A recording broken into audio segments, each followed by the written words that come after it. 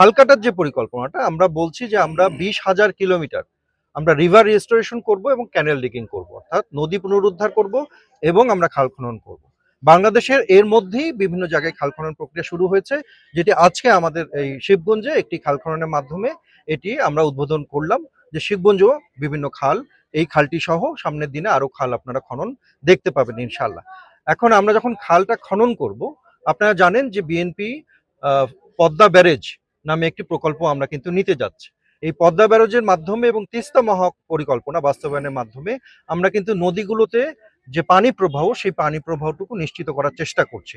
নদীতে যখন পানি প্রবাহ নিশ্চিত হবে, সেটার কিন্তু একটা ইম্প্যাক্ট আমাদের খালগুলোতে এসে পড়বে। অর্থাৎ আপনার যে প্রশ্নটি যে খালে আমরা পানি পাবো কিনা, সেটা ভূগর্ভস্থ পানির লেভেল নিয়ে আমরা কাজ করছি।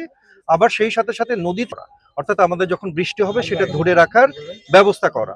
আর দ্বিতীয় যে ব্যবস্থাটা সেটি হচ্ছে আমাদের সারফেস ওয়াটার যেটা অলরেডি রয়েছে বিভিন্ন জায়গায়, সেই সারফেস ওয়াটারটাকে আমরা রিটেইন করা বা সেইগুলোকে আমরা যাতে ব্যবহার করি সেটার জন্য উপযুক্ত ব্যবস্থা গ্রহণ করা।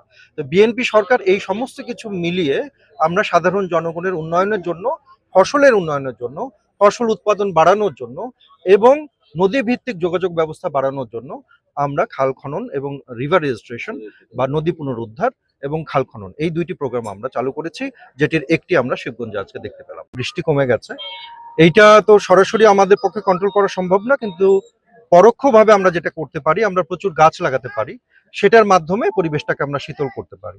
আপনারা জানেন যে আমাদের বিএনপি সরকার ক্ষমতায় আসার আগে থেকেই আমরা একটি ফ্ল্যাগশিপ প্রোগ্রাম চালু করেছি যে আমরা ৫ বছরে ২৫ কোটি গাছ লাগাবো।